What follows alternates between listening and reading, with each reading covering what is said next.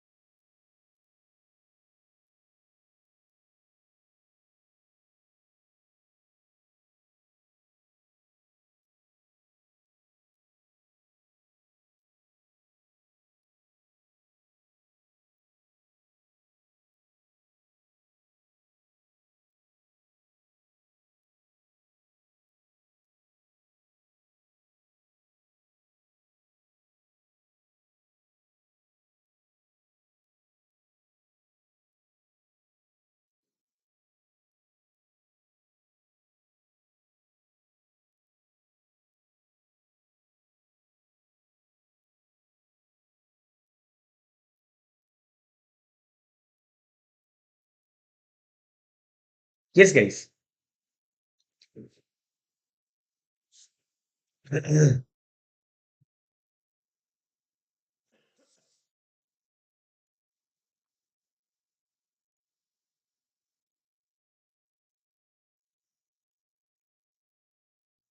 हाँ जी दोस्तों, चलो।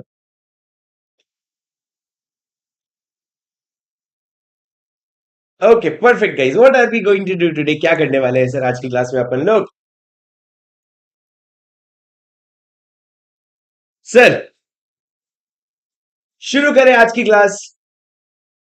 Should we begin today's class? क्या करने वाले हैं सर आज की क्लास में अपन लोग? आज की क्लास में अपन लोग शेयर कैपिटल एंड डिवेंचर, जो आपका एक बहुत ही इंपॉर्टेंट चैप्टर है, उसका हम लोग करने वाले हैं पूरा का पूरा रिवीजन। दोस्तों, आपको एकदम ध्यान लगाना पड़ेगा और जो मैं चीजें बता रहा हूँ आपको एकदम ध्यान से सुनना पड़ेगा। This is a very important chapter which has a weightage of approximately 10 to 12 marks in your exam. 10 से 12 मार्क्स का वेटेज आता है और ये थोड़ा टेक्निकली स्ट्रॉन्ग चैप्टर भी है, तो इसका हम पूरा का पूरा रिवीजन करने वाले हैं। तो मेरी बात एकदम आराम आराम से सारी चीजें सुनते जाना। सर, ये चैप्टर का नाम है शेयर कैपिटल एंड डिवेंचर। अगर आप देखेंगे तो ये मेजरली शुरू होता है, सबसे पहले इन्होंने स्टॉक और शेयर्स के बारे में डिफरेंस बता रखा है। ये पोर्शन जो है बिल्कुल भी जरूरी नहीं है। सर, स्टॉक और शेयर में बेसिक फर्क क्या होता है? शेयर एक सिंगल यूनिट होता है और जब कुछ शेयर्स को मिला लो तो उसको क्या कहा जाता है? स्टॉक कहा जाता है। Stock is a collection of fully paid up shares, but shares क्या होता है? वो एक इंडिविजुअल यूनिट होता है। अब दोस्तों, not at all important then what is important sir? The important is section number 43।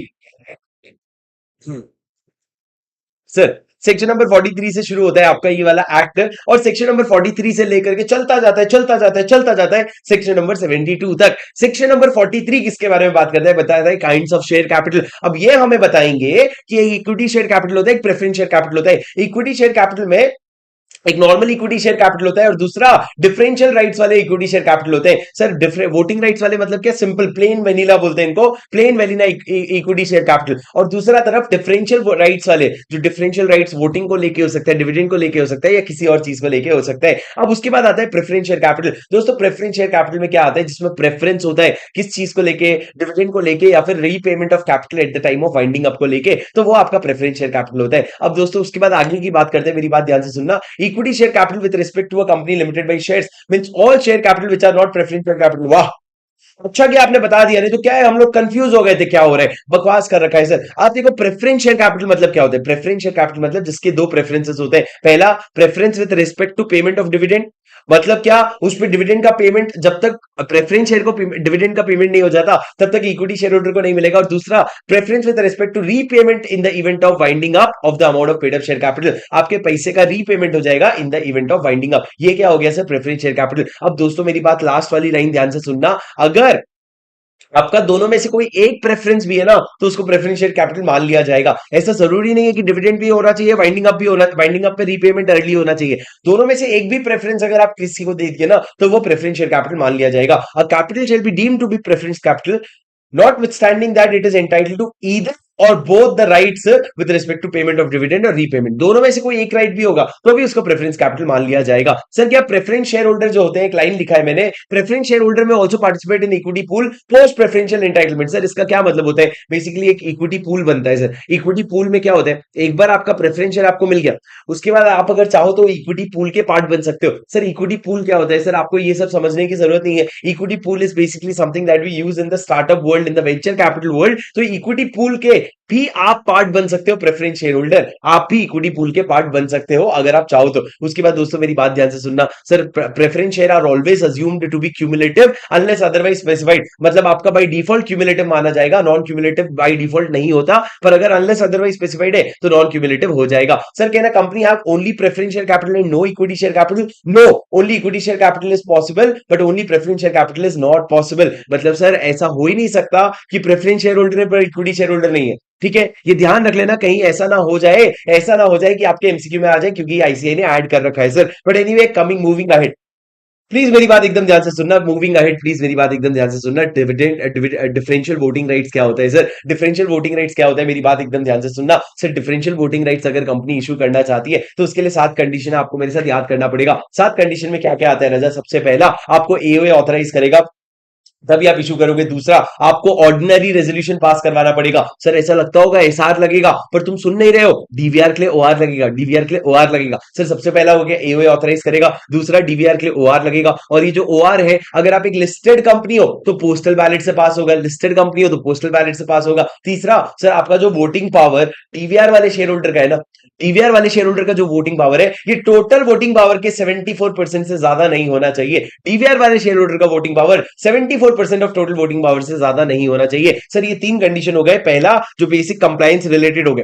उसके बाद सर 3 कंडीशन आएंगे जहां पे आपने डिफॉल्ट नहीं किया होना चाहिए। पहला, सर आपने डिफॉल्ट नहीं किया है फाइनेंशियल स्टेटमेंट और एनुअल रिटर्न की फाइलिंग में पिछले 3 साल लगातार, तीनों साल का आपका बराबर फाइनेंशियल स्टेटमेंट और एनुअल रिटर्न गया होना चाहिए। दूसरा, सर आपका कोई सबसिस्टिंग डिफॉल्ट नहीं होना चाहिए। किस चीज में? पहला, डिविडेंड के payment and declaration of dividend, दूसरा repayment of deposit, redemption of preference share और रिडेम्पशन ऑफ डिवेंचर।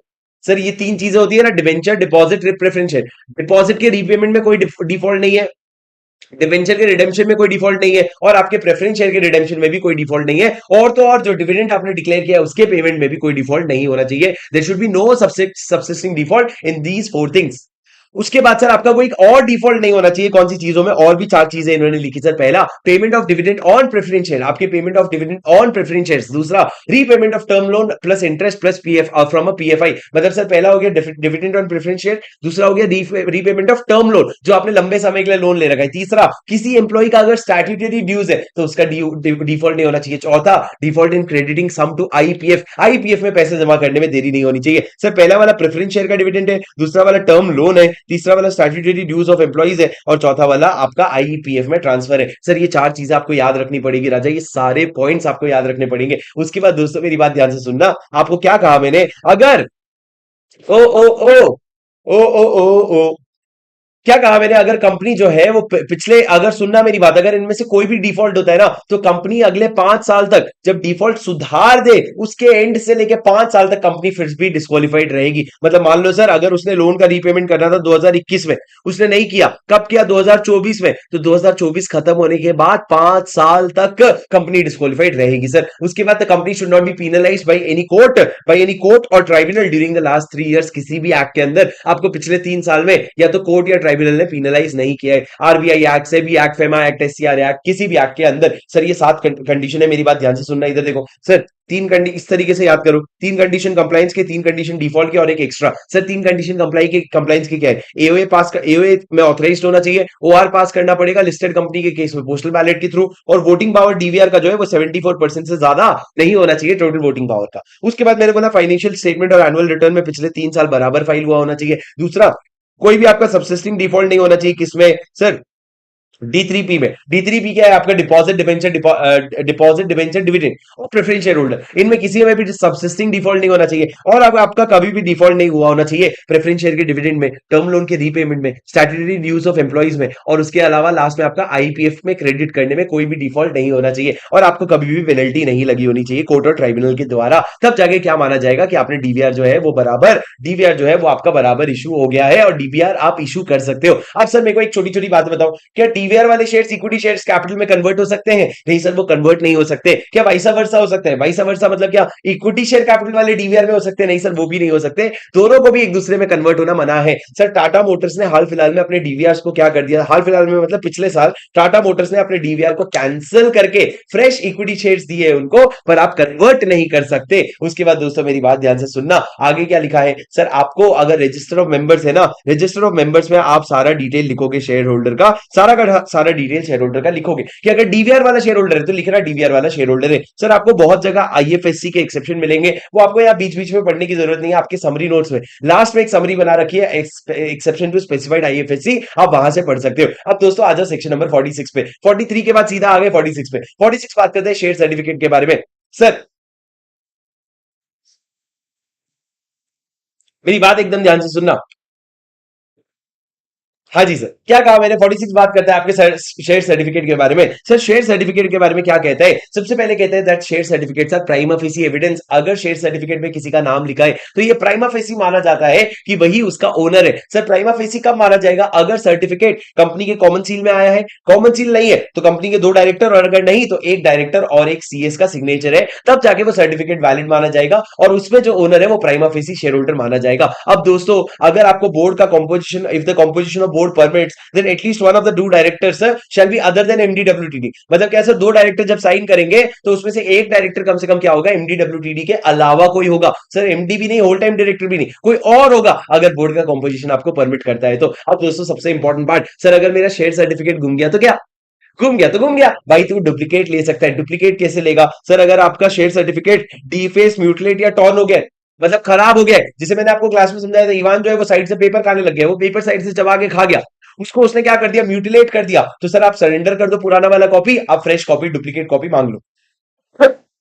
पर अगर वो गुम गया है या डिस्ट्रॉय हो गया है तो it is to be proved that it is lost or destroyed and then you can ask for a duplicate copy. तो अगर सर गुम गया, डिस्ट्रॉय हो गया है तो आप उसको डुप्लीकेट मांगो, आप प्रूव करोगे कि डुप्लीकेट मांगोगे। और दूसरा, अगर आपका म्यूटिलेट या टॉर्न हो गया तो आप सरेंडर करके डुप्लीकेट मांगोगे। अब सर क्या तरीका होगा? देखो, time period for issue of duplicate share certificate. Sir अगर एक अनलिस्टेड कंपनी है ना, उसको बोले तू सोच के काम कर, 3 महीने के अंदर तू क्या कर दे, तू सर्टिफिकेट दे दे। पर लिस्टेड कंपनी है ना भाई भाई भाई, एक तो तू कर क्या रहा है शेयर सर्टिफिकेट के साथ, एक तो तू कर क्या रहा है शेयर सर्टिफिकेट के साथ, तेरे को तो डीमैट करना है ना। पर ठीक है सर, पुराने जमाने का इन्होंने कहा था उस समय पे कि 15 दिन के अंदर तो क्या कर देना, सबमिशन ऑफ डॉक्यूमेंट्स के 15 दिन के अंदर शेयर सर्टिफिकेट दे देना। सर ये रजिस्टर मेंटेन करोगे क्या? हाँ सर, एक रजिस्टर मेंटेन करना पड़ेगा आपको इन द फॉर्म SH2, जिसमें आप क्या बताओगे, आप SH2 में हर डुप्लीकेट शेयर सर्टिफिकेट का डिटेल रखोगे। अब दोस्तों ये कहां रखोगे सर? ये आप अपने रजिस्टर्ड ऑफिस में रखोगे या फिर जहां भी आपका रजिस्टर ऑफ मेंबर रखा जा रहा है। रजिस्टर ऑफ मेंबर कौन सा सर? सेक्शन 88 वाला। जहां पे भी आपका रजिस्टर ऑफ मेंबर रखा जा रहा है वहां पे रखोगे। सर आपकी कस्टडी में किसके होगे? CS या किसी भी ऑथराइज्ड पर्सन के। ये तो बहुत बेसिक है, ये तो बहुत बेसिक है। अरे समझे क्या मेरी बात? हाँ सर, एक मजे की बात सुनना, कंसोलिडेशन और सब डिविजन में क्या होगा सर? सब डिविजन मतलब क्या? मान लो आपके पास एक शेयर था 10 रुपए का, एक शेयर था मान लो 100 रुपए का, अब आपके पास 10 शेयर हो जाएंगे 10 रुपए के, तो इसको कहते हैं सर सब डिविजन। या अगर उल्टा करोगे तो इसको कहते हैं कंसोलिडेशन। सर अगर कंसोलिडेशन या सब डिविजन हो रहा है ना, तो आपको अपना पुराना शेयर सर्टिफिकेट जाके जमा करने की जरूरत नहीं है, आपको न्यू शेयर सर्टिफिकेट वैसे ही मिल जाएंगे without the old ones being surrendered. आपको सरेंडर करने की जरूरत नहीं है, आपको जैसे ही नया वाला मिलेगा आप समझ लेना पुराना वाला जो है वो खत्म हो गया, उसकी वैलिडिटी नहीं बची है।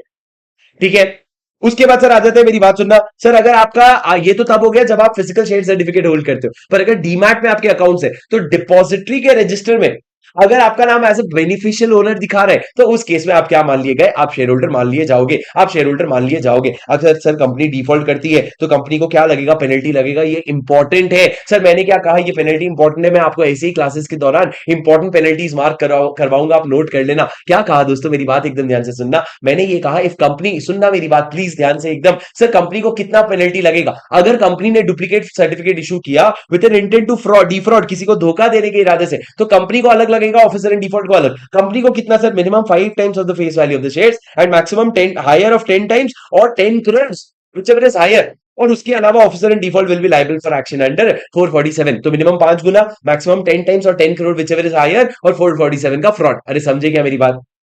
हाँ।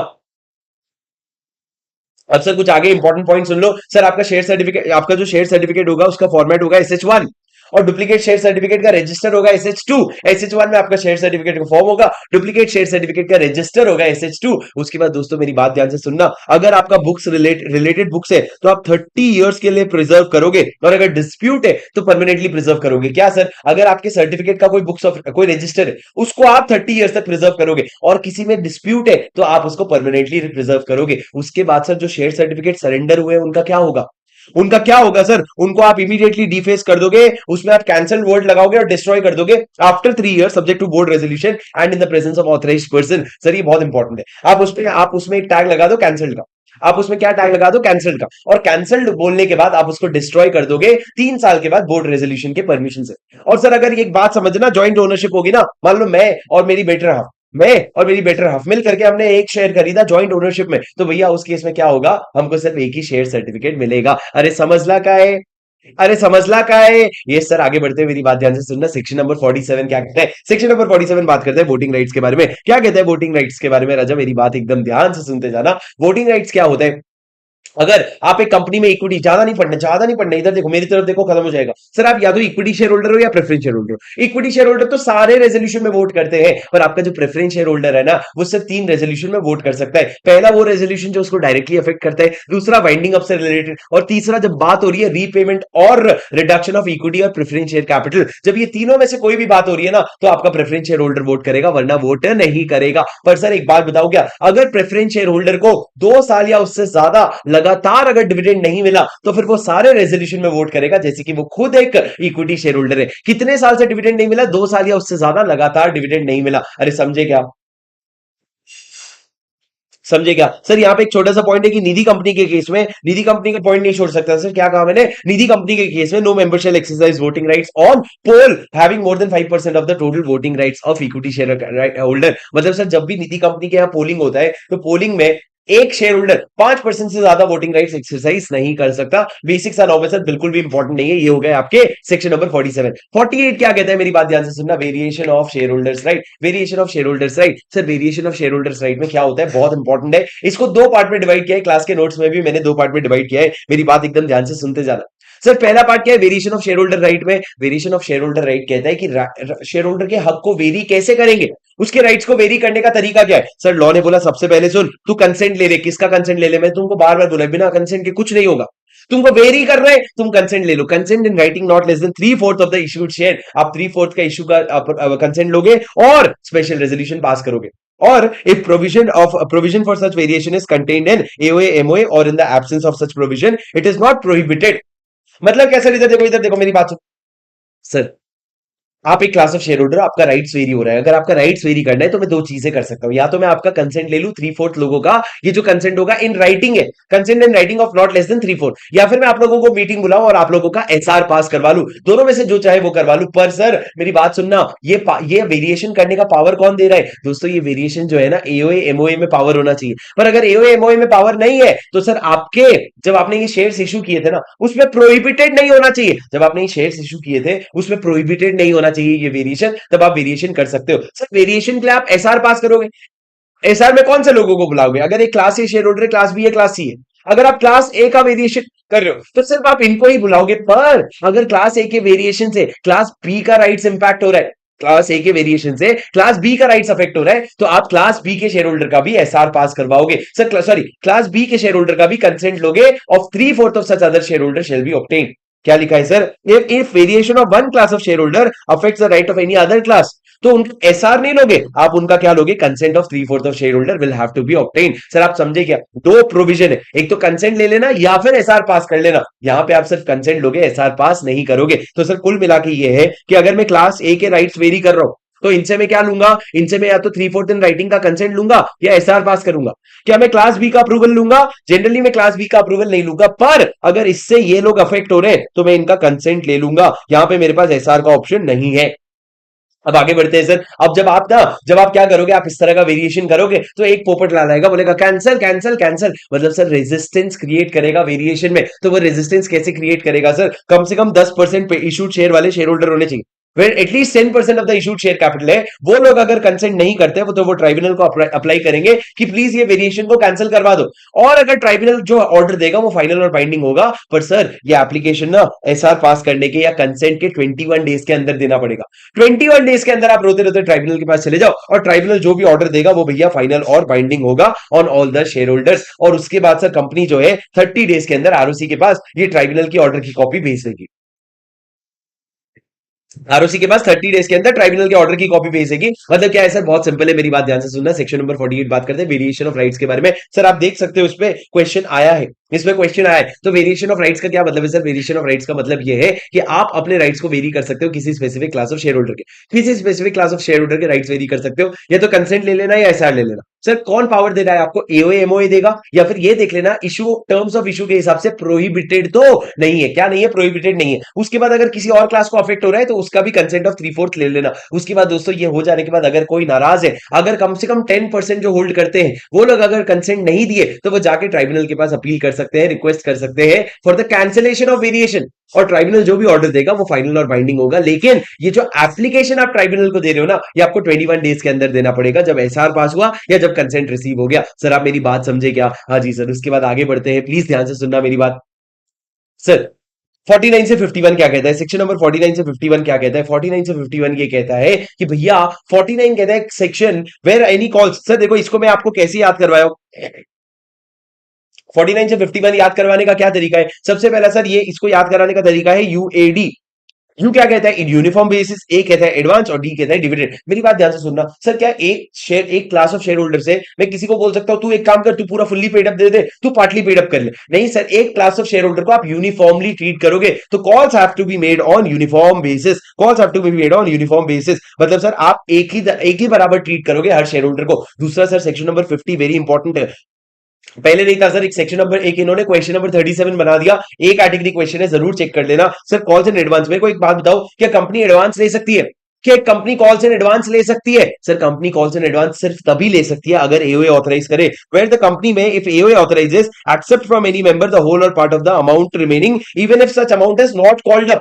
मतलब कॉल्स इन एडवांस। लेकिन सर याद रखना, इस कॉल्स इन एडवांस में आपको कोई वोटिंग राइट्स नहीं मिलेगा, इसमें कोई डिविडेंड नहीं मिलेगा। इसमें आपको क्या मिलेगा राजा? इसमें आपको सिर्फ और सिर्फ ज्यादा से ज्यादा तो इंटरेस्ट मिल सकता है, पर और कुछ नहीं मिलेगा। पर आप एडवांस कब ले सकते हो? Only if it is authorised bye AOA. अगर एओए में एडवांस का जिक्र नहीं है तो आप एडवांस नहीं ले सकते। सर 51 कहते हैं डिविडेंड जो है ना, आप जब डिविडेंड दोगे, डिविडेंड आप दोगे, it can be in proportion to the amount paid up on each share. Sir मतलब आप डिविडेंड जनरली नॉमिनल वैल्यू पे देते हो, पर मान लो नॉमिनल वैल्यू 10 रुपए और आपका पेड अप कितना है? 4 रुपए। नॉमिनल वैल्यू 10 रुपए, पेड अप 4 रुपए, तो भैया आप 4 रुपए पे दोगे ना कि 10 रुपए पे। ऐसा आप दे सकते हो अगर आपका एओए ऑथराइज करता है, only if your AOA authorises. Sir आप मेरी बात समझे क्या? उसके बाद सर आपका section 52 favourite securities premium account. Securities premium कैसे जनरेट होता है? अगर आप अपने शेयर्स को फेस वैल्यू से प्रीमियम पे इशू करते हो तो आपका सिक्योरिटी प्रीमियम अकाउंट जनरेट होता है। सर सिक्योरिटी प्रीमियम अकाउंट का मेरी बात सुनना 5 यूजेस है, आपको एग्जाम में आएगा, अकाउंट्स के पेपर में भी आ सकते हैं। एक बार एडवांस अकाउंट्स में आया था sir, what are the 5 uses of SPA? मेरी बात याद रखना ध्यान से। सबसे पहला payment of fully paid up bonus shares sir towards issue of unissued shares to members as a fully paid up bonus shares. आप क्या कर रहे हो? Fully paid up bonus share. दूसरा आप राइट ऑफ कर रहे हो दो चीजें, write of any preliminary expenses of the company और राइट ऑफ एनी एक्सपेंसेस और कमीशन पेड और discount allowed on issue of shares और डिवेंचर। सर दूसरा वाला है प्रिलिमिनरी शेयर्स। तीसरा है अगर आपने कोई डिस्काउंट या कमीशन या एक्सपेंस किया है किसी इशू ऑफ शेयर्स और डिवेंचर पे। सर डिस्काउंट तो आपको नेचुरली पता है आज के डेट पे नहीं होता है, पर फिर भी इस पे क्या हो जाएगा? आपको आपका एप्लीकेशन कर सकते हो। चौथा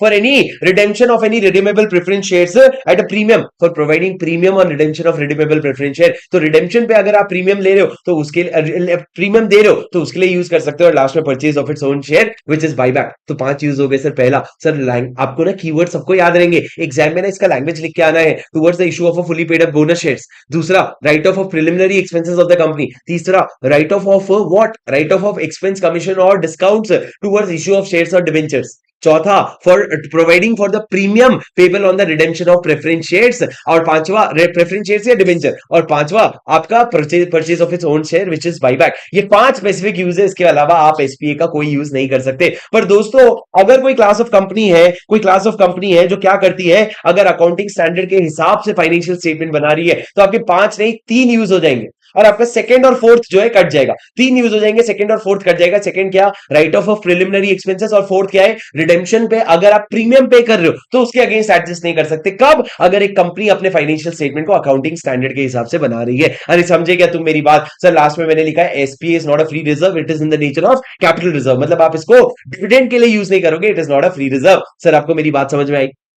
उसके बाद सर आगे बढ़ते हैं, मैंने कहा पांच, आपको यही याद रखना है। सेक्शन नंबर 53 बात करता है about issue of shares at discount. Sir क्या मैं शेयर्स डिस्काउंट पे इशू कर सकता हूं? सिंपल आंसर है no, shares shall not be issued at discount, और अगर आपने डिस्काउंट पे इशू किया इट विल बी वॉइड, अगर आपने डिस्काउंट पे इशू किया इट विल बी वॉइड। अब दोस्तों उसके बाद मेरी बात ध्यान से सुनना, दो एक्सेप्शन है इस चीज के, मतलब दो केसेस है जहां पे आप, अच्छा एक तो आपको पता है कि आप जब नेक्स्ट सेक्शन में स्वेट इक्विटी शेयर इशू करोगे तब आप डिस्काउंट पे इशू कर सकते हो, कोई प्रॉब्लम नहीं है। अरे तुम याद ही नहीं कर रहे हो, तुम याद ही नहीं कर रहे हो, तुम ऐसे ही सुने जा रहे हो, मेरी बात सुनो, याद तो कर लो। सर मैंने कहा सेक्शन नंबर 53 क्या कहता है, issue of shares at discount. आप वैसे तो नहीं कर सकते, पर स्वेट इक्विटी शेयर आप डिस्काउंट पे इशू कर सकते हो। पर दोस्तों दो केस है जहां पे आप शेयर्स डिस्काउंट पे इशू कर सकते हो, एक्सेप्शन है जहां पे शेयर्स डिस्काउंट पे इशू कर सकते हो। पहला, जहां पे आप अपने क्रेडिटर्स के डेट को कन्वर्ट कर रहे हो, जहां आप अपने क्रेडिटर्स के डेट को कन्वर्ट कर रहे हो इनटू शेयर्स। क्यों कन्वर्ट कर रहे हो sir? As per statutory resolution plan और a debt restructuring scheme. Sir ये दो चीजें हैं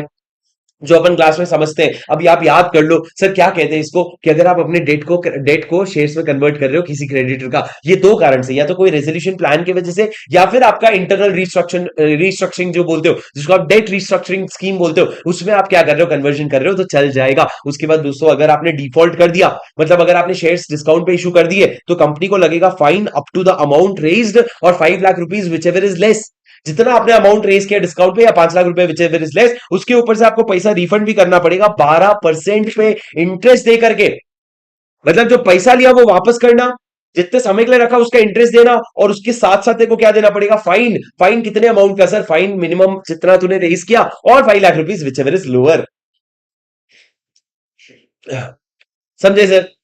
did you understand, did you understand, did you understand? ये सर आगे बढ़ते हैं, मेरी बात एकदम ध्यान से सुनना। सर उसके बाद आ जाता है आप लोगों का सेक्शन नंबर 54। क्या कहता है sir section number 54? Section number 54 कहता है issue of sweat equity share. Very important sir, मेरी बात एकदम ध्यान से सुनना। और आप यहाँ पे देख भी सकते हो कितने क्वेश्चन आए हैं उसके। सर ये स्वेट इक्विटी शेयर किसको इशू होते हैं? दोस्तों स्वेट इक्विटी शेयर ना आपकी कंपनी के एम्प्लॉइज को इशू होते हैं। Such equity share as are issued by the company to its directors or employees. Sir ये कंपनी अपने डायरेक्टर्स को और अपने एम्प्लॉइज को स्वेट इक्विटी शेयर इशू करता है। सर कंपनी इनको स्वेट इक्विटी शेयर देता है, और ये लोग बदले में क्या देते हैं, या तो ये लोग नो हाउ देते हैं, या तो ये लोग इंटेलेक्चुअल प्रॉपर्टी राइट्स देते हैं, या किसी भी तरह का वैल्यू एडिशन देते हैं। सर ये तीन वर्ड याद कर लो, डायरेक्टर या एम्प्लॉय क्या ला रहे हैं, know how, intellectual property rights या वैल्यू एडिशन, जाके उसको बदले में क्या मिलता है, डिस्काउंट पे स्वेट इक्विटी शेयर मिलता है। सर या तो डिस्काउंट पे मिलता है और for consideration other than cash मिलता है, मतलब वो कोई पैसा ही नहीं देता है भाई, सिर्फ यही सारे कंसिडरेशन में काम चला लिया जाता है। अब सर मेरी बात ध्यान से सुनना, अगर आप स्वेट इक्विटी शेयर इश्यू करना चाहते हो तो सिर्फ तीन चीजें करनी पड़ेगी, सिर्फ तीन चीजें।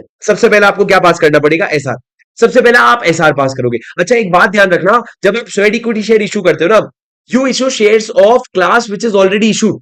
मतलब क्या, आप स्वेट इक्विटी शेयर में एक नया क्लास नहीं बना सकते कि इसकी वोटिंग पावर ज्यादा होगी, इसका डिविडेंड कम होगा, ऐसा कुछ भी नहीं बना सकते। आप जिस already class of shares which are issued, उसी क्लास ऑफ शेयर्स के आप कुछ स्वेट इक्विटी शेयर इशू कर सकते हो। सर उसके लिए आपको सबसे पहले पास करना पड़ेगा एसआर।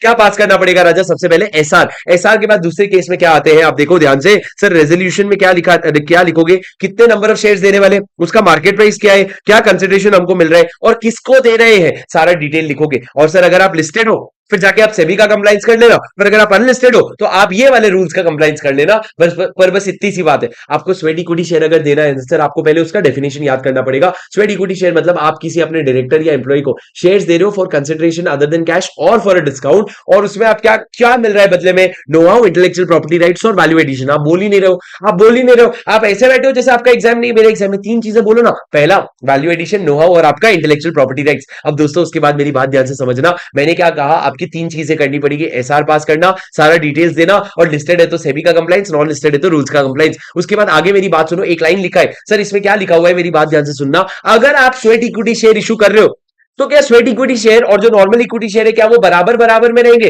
लॉ ने कहा यस, इट विल रैंक पारी पासु। सर पारी पासु नहीं सर, क्या एरर है, बिपाशा पासु आएगा ना। अबे पारी पासु ही आएगा, पारी पासु मतलब at par with other equity share holder. Sweat equity share को अदर इक्विटी शेयर होल्डर के बराबर में रखा जाएगा। अब सर आपको बहुत इंपॉर्टेंट है ये समझना कि सबसे पहले सर एम्प्लॉय का मतलब क्या होता है? जब आप कहते हो एम्प्लॉय एम्प्लॉय जिसको स्वेट इक्विटी शेयर मिलेगा, तो एम्प्लॉय का मतलब क्या होता है? सबसे पहला, a permanent employ of the company.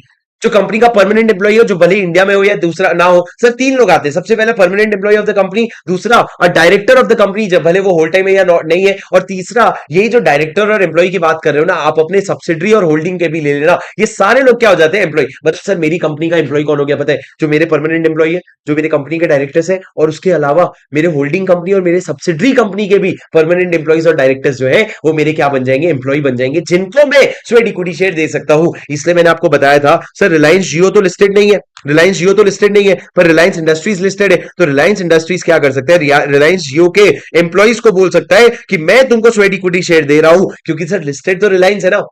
तो रिलायंस अपने एम्प्लॉय को, यानी कि क्या, अपने सब्सिडरी कंपनी के एम्प्लॉय को भी स्वेट इक्विटी शेयर दे सकता है, कोई वादे नहीं है। उसके बाद आगे बढ़ते हैं सर, मेरी बात ध्यान से सुनना। जब आप बात करते हो सेक्शन नंबर 54 की, तो कुछ स्पेशल पॉइंट्स आते हैं।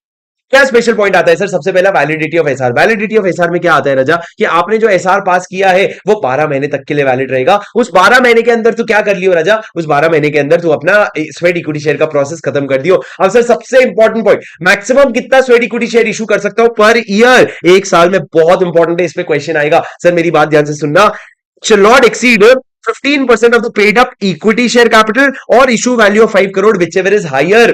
Paid up equity share capital का 15% और 5 करोड़ विचेवर इज हायर से ज्यादा नहीं हो सकता। पर सर अगर हायर में 5 करोड़ आ रहा है, it shall not exceed 25% of paid up equity share capital at any time. कभी भी paid up equity share capital के 25% से ज्यादा नहीं जा सकता। और सुनो, अगर स्टार्टअप है जो स्टार्टअप शुरू के 10 साल में है, तो वहां पे सर 25% नहीं 50% हो जाएगा of paid up share capital.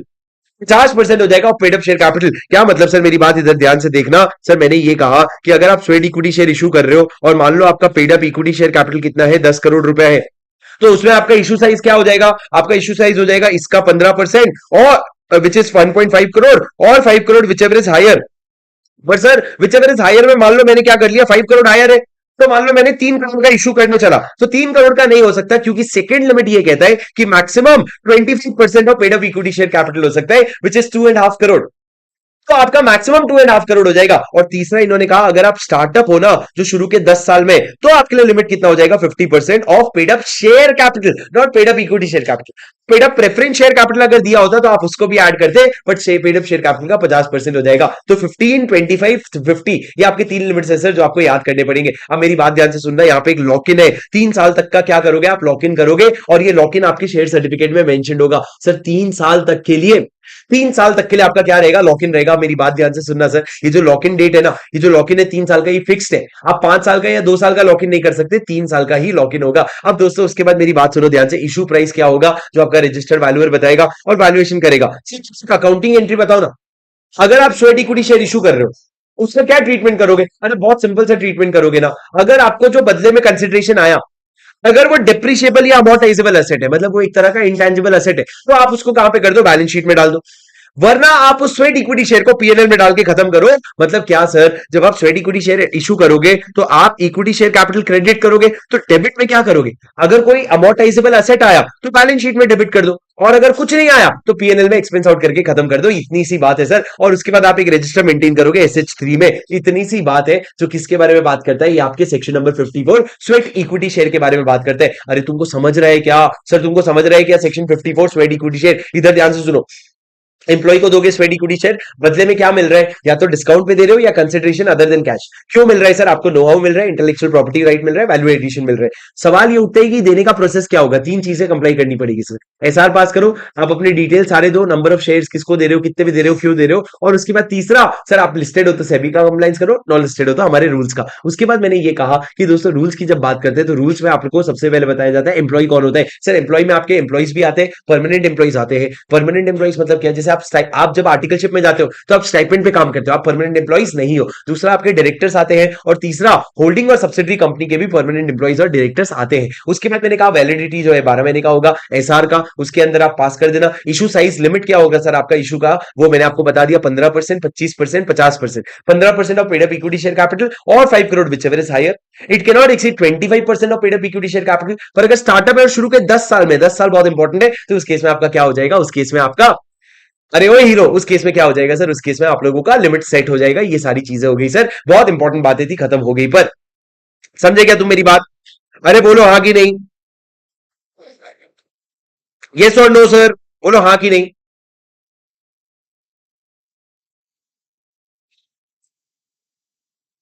आगे बढ़ते हैं, मेरी बात एकदम इत्मीनान से सुनते जाना, आराम से सुनते जाना।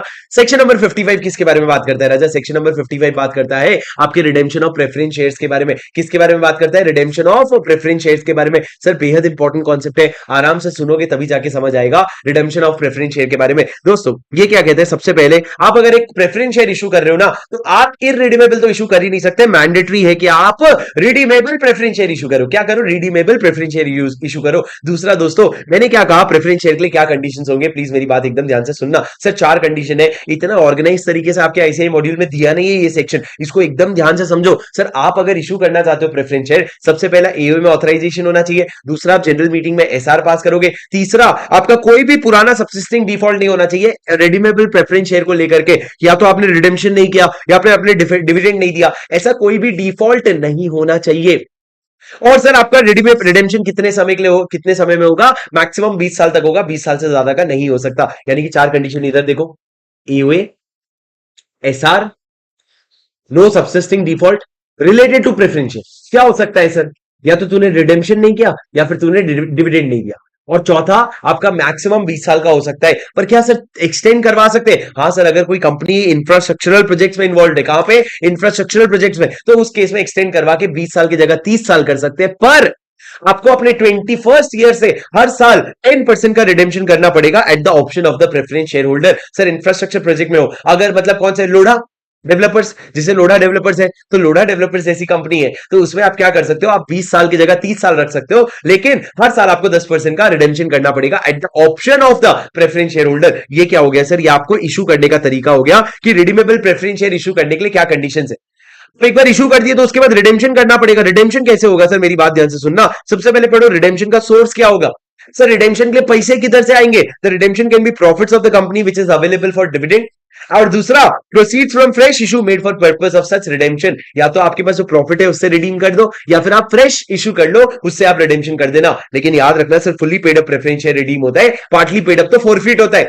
फुली पेड अप रिडीम होगा, पार्टली पेड अप क्या कर देंगे? फोरफीट कर देंगे। अब सर मेरे को बताओ, सीआरआर क्रिएट करने की जरूरत है क्या? हाँ सर, सीआरआर मतलब कैपिटल रिडेम्पशन रिजर्व। क्या हो रहा है सर? देखो आप दो चीजें यूज कर रहे हो, या तो आप प्रॉफिट से रिडेम्पशन कर रहे हो, या फिर आप फ्रेश इशू से रिडेम्पशन कर रहे हो। अगर आप प्रॉफिट से रिडेम्पशन कर रहे हो ना, तो उस केस में जितना आपने रिडेम्पशन किया उसका जो नॉमिनल वैल्यू है उतने का आप सीआरआर क्रिएट करोगे। और सर ये सीआरआर का सिर्फ एक यूज होता है जिसमें आप बोनस शेयर्स दे सकते हो, आप कुछ भी नहीं कर सकते। सीआरआर का सिर्फ एक ही यूज होता है। तो दोस्तों मैंने क्या कहा, सीआरआर कब क्रिएट होगा? आपके सीआरआर तब क्रिएट होगा जब आपका रिडेम्पशन प्रॉफिट में से हो रहा है। तो जितना आपका रिडेम्पशन का नॉमिनल वैल्यू है उतना आप सीआरआर में डाल दोगे, जो सिर्फ fully paid up bonus share के लिए यूज किया जाएगा। अब दोस्तों मेरी बात समझना, सीआरआर को ना पेड अप शेयर कैपिटल की तरह माना जाएगा जब रिडक्शन वाला प्रोविजन लगाना है। आपका जो रिडक्शन ऑफ शेयर कैपिटल है वो प्रोविजन लगाने के लिए सीआरआर को पेड अप शेयर कैपिटल जैसा माना जाएगा। मतलब जैसे आप पेड अप शेयर कैपिटल अगर कम करो तो सेक्शन 66 लग जाता है, वैसे सीआरआर को भी अगर कम करोगे ना तो आपको सेक्शन 66 लग जाएगा। तो सीआरआर को बोनस शेयर के लिए यूज कर ले,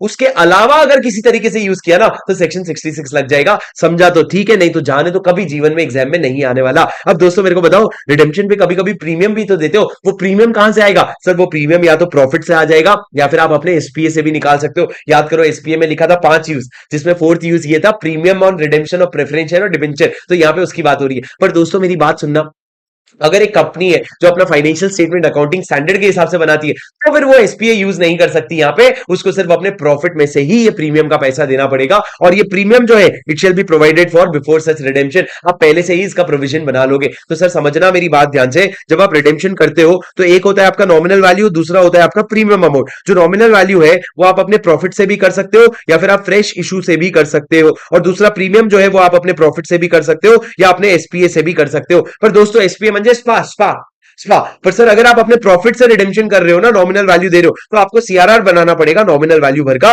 जो सिर्फ और सिर्फ बोनस शेयर के लिए यूज हो सकता है। सर इस तरीके से समझते समझते आगे बढ़ते जाना। सर मेरी बात सुनो, आगे बढ़ते। उसके बाद सर मैंने कहा रजिस्टर मेंटेन करना पड़ेगा, कोई खास बात नहीं है। पॉइंट नंबर 5 इंपॉर्टेंट है, प्लीज मेरी बात एकदम ध्यान से सुनो। सर अगर कंपनी की हालत बुरी है, कंपनी अपने प्रेफरेंस शेयर्स रिडीम नहीं कर सकती, कंपनी क्या नहीं कर सकती, अपने प्रेफरेंस शेयर रिडीम नहीं कर सकती, तो कंपनी क्या करेगी? या तो तुम रेफरेंस शेयर रिडीम नहीं कर पा रहे हो, या फिर तुम क्या कर नहीं कर पा रहे हो, तुम डिविडेंड नहीं दे पा रहे हो, तो भैया उस केस में क्या होगा, कंपनी जो है ना कंसेंट लेगी सबसे पहले तो 3/4 in value of preference shareholder का, और उसके बाद जाएगी ट्राइब्यूनल के अप्रूवल के लिए कि ट्राइब्यूनल मैं जो प्रेफरेंस शेयर को रिडीम नहीं कर पा रहे हूं उसको डीम्ड रिडीम मान लो और उसके सामने फ्रेश प्रेफरेंस शेयर इशू करवा दो। सर देखो प्रेफरेंस शेयर का टेन्योर फिक्स होता है, उसमें कोई एक्सटेंशन नहीं होता। अगर आपने 15 साल के लिए रिडीमेबल प्रेफरेंस शेयर इशू किया तो आप उसको एक्सटेंड नहीं करवा सकते, 15 साल बाद रिडीम करना ही पड़ेगा। पर अगर आपके पास पैसे नहीं है 15 साल बाद तो क्या करोगे? तब सबसे पहले प्रेफरेंस शेयर होल्डर में 3/4 इन वैल्यू का कंसेंट लो और फिर ट्राइब्यूनल को पिटीशन दो to issue further redeemable preference share of amount equal to unredeemed preference share and dividend. वो बोलोगे कि प्लीज भैया तू further redeemable preference share issue कर दे, और जब ये इशू हो जाएगा तो unredeemed preference share will be deemed to have been redeemed. मतलब क्या होता सर, मेरे पास एक ऑप्शन था कि मैं प्रेफरेंस शेयर इशू करता, उससे पैसा लेता और वो पैसे से तुम्हारा रिडेम्पशन कर देता, पर यार तुम्हारे पास तो पैसा है ना, तुम्हारे पैसे मेरे पास रखे हुए हैं ना, तुम मेरे को एक्सटेंशन ही दे दो, पर लीगली तुम एक्सटेंशन दे नहीं सकते, तो मैं क्या करूंगा, ट्राइब्यूनल को बोलूंगा भैया तू फ्रेश इशू कर दे, और वो फ्रेश इशू करते ही जो अनरिडीम्ड प्रेफरेंस शेयर थे ना वो डीम्ड रिडीम मान लिए जाएंगे। अब सर मेरी बात सुनना, ट्राइब्यूनल अगर कंसेंट देगा ना, तो कंसेंट अगर देगा तो वो एक चीज बोलेगा, redemption फोर्थविथ of dissenting share holder, जो नाराज प्रेफरेंस शेयर होल्डर है ना उनका पैसा तुरंत फोर्थविथ रिडेम्पशन करना पड़ेगा। मतलब जब आप अप्रूवल लेके गए तो आपने अप्रूवल में कितने लोगों का कंसेंट लिया, 3/4 इन वैल्यू का, तो बचे हुए जो लोग हैं जिन्होंने कंसेंट नहीं दिया उनका रिडेम्पशन फोर्थविथ हो जाएगा। अब दोस्तों मेरी बात ध्यान से सुनना, ये रिडेम्पशन को reduction in preference share capital नहीं माना जाता है, ये रिडेम्पशन को reduction in preference share capital नहीं, रिडक्शन इन शेयर कैपिटल नहीं माना जाता है। एक बार सर ये कॉन्सेप्ट क्लैरिटी चेक पढ़िए सर जल्दी।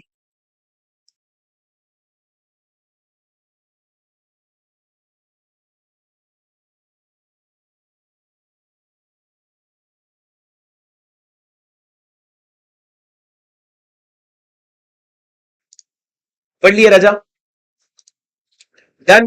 बेसिक कहने की बात क्या है, कहने की बात यह है कि भैया अगर तुम अपना कैपिटल रिडेम्पशन, अगर जो तुम रिजर्व रिडेम्पशन कर रहे हो ना वो अगर तुम फ्रेश इश्यू से कर रहे हो तो आपको सीआरआर नहीं लगेगा। सीआरआर सिर्फ तभी लगता है जब आप क्या करते हो, आप अपने प्रॉफिट में से रिडेम्पशन करते हो। कहां में से? प्रॉफिट में से रिडेम्पशन करते हो, तभी सीआरआर लगता है। फ्रेश इश्यू के रिडेम्पशन पे सीआरआर नहीं लगता है। अरे समझ गए क्या तुम मेरी बात? Yes sir. आगे बढ़ते हैं सर, सेक्शन नंबर 55 56 पे आ जाओ। 56 से क्या शुरू होता है सर? 56 57 58 रिलेटिवली सिंपल है, मेरी बात एकदम ध्यान से सुनना। सर 56 क्या कहते हैं? Transfer or transmission of share. Sir 56 transfer or transmission of share में क्या आता है? अगर सर ट्रांसफर एक अलग चीज होती है, ट्रांसमिशन अलग होती है। ट्रांसफर क्या होता है? आप मैनुअली आप अपने कंट्रोल में क्या कर रहे हो, ट्रांसफर कर रहे हो। पर ट्रांसमिशन क्या होता है? जहां पे बाय ऑपरेशन ऑफ लॉ आपके शेयर्स किसी और को ट्रांसमिट हो जाते हैं। फॉर एग्जाम्पल ट्रांसफर की बात समझते हैं सर। अगर आप ये समझो कि अगर सलमान ने अगर आप समझो उसने अगर जैकलीन को दिया सर, ओए ओए क्या सर, ये इनका एक शेयर था रिलायंस इंडस्ट्री का। सलमान खान के पास रिलायंस इंडस्ट्री का शेयर था, उसने क्या किया, वो शेयर किसको ट्रांसफर कर दिया? जैकलिन को ट्रांसफर कर दिया। दिया मतलब क्या? ट्रांसफर कर दिया, वो वाला दिया की बात कर रहा हूं भाई। मेरी बात सुनो, क्या कहा मैंने, प्लीज मेरी बात एकदम ध्यान से सुनना सर, प्लीज मेरी बात एकदम ध्यान से सुनना। रजिस्टर ऑफ शेयर के बारे में क्या कहता है? आपका जो रजिस्टर ऑफ शेयर है ना, आपने अगर ट्रांसफर किया है और तो आपको जाके कंपनी को बताना पड़ेगा, पर कंपनी तब तक शेयर ट्रांसफर रजिस्टर नहीं करेगा जब तक ये तीन चीजें नहीं हो जाती। सबसे पहला, proper instrument of transfer has been made, मतलब सर एक ट्रांसफर डीड बनेगा, एक ट्रांसफर डीड बनेगा इन द फॉर्म, एक ट्रांसफर डीड बनेगा इन द फॉर्म SH4।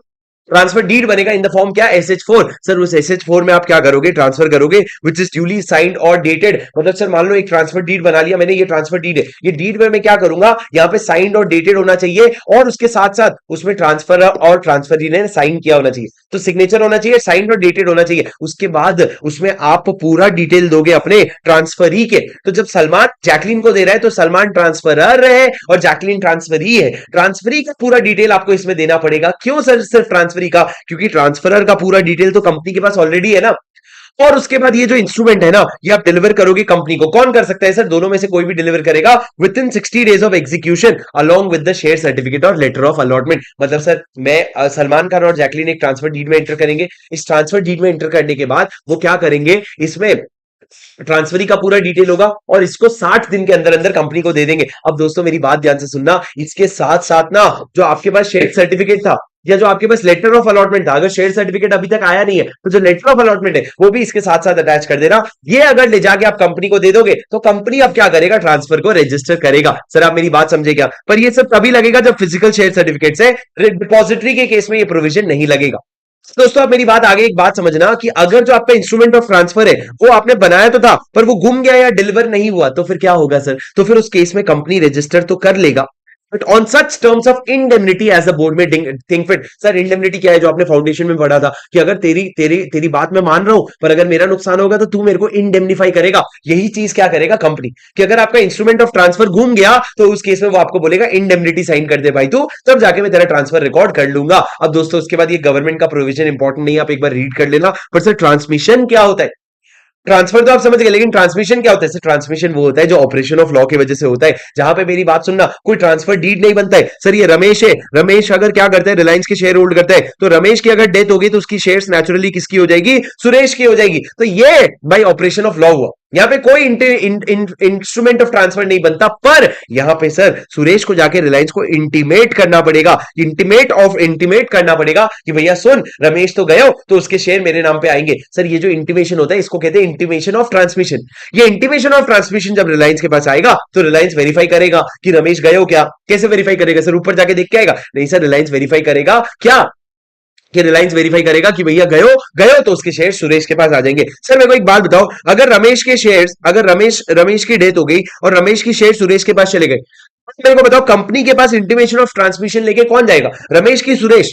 अरे सर लॉजिकल सी बात है ना, सुरेश जाएगा ना, रमेश तो गए हो ना, रमेश चला जाएगा तो फट जाएगी भाई कंपनी की। बोली ये कहां से आ गया भैया, रमेश यहां पे नहीं जा सकता, कौन जाएगा? सर सुरेश जाएगा। अब मेरी बात ध्यान से सुनना सर, ट्रांसमिशन में प्लीज मेरी बात ध्यान से सुनना, ट्रांसमिशन में क्या क्या केसेस होते हैं। पहला अगर डेथ हुआ तो लीगल रिप्रेजेंटेटिव, दूसरा अगर इंसॉल्वेंसी हुआ तो आपका रेजोल्यूशन प्रोफेशनल, और तीसरा अगर आप लुनैटिक हो गए, लुनैटिक मतलब हम पागल नहीं है भैया, हमारा दिमाग खराब है, तो अगर तुम लुनैटिक हो गए तो आपके एडमिनिस्ट्रेटर जो भी कोर्ट अपॉइंट करे उसके पास ऑटोमेटिक ट्रांसमिशन हो जाता है। सर 3 केस ट्रांसमिशन का ऑटोमेटिक याद करो, डेथ डेथ इंसॉल्वेंसी और उसके अलावा लुनैटिक। सर दिल, अगर आपका दिल गया, दिल मतलब डेथ हो गया, इंसॉल्वेंट हो गया और लुनैटिक हो गए, तो डेथ के केस में लीगल रिप्रेजेंटेटिव, इंसॉल्वेंसी में आपका रेजोल्यूशन प्रोफेशनल और लुनैटिक में आपका एडमिनिस्ट्रेटर जो है उसको शेयर्स मिल जाएंगे। सर ये दूसरा वाला क्या हो गया? इंटीमेशन ऑफ ट्रांसमिशन हो गया। पहला हो गया instrument of transfer SH4 form में, ये हो गया आपका इंटीमेशन ऑफ ट्रांसमिशन, इसका कोई फॉर्म नहीं है। अब दोस्तों फॉर्म आगे आएगा, मेरी बात ध्यान से सुनना। अब आगे एक बात समझना सर, जब आप इंटीमेशन ऑफ ट्रांसफर की बात करते हो, मेरी बात ध्यान से सुनना सर, अगर सलमान खान ने जैकलीन को ट्रांसफर किए शेयर्स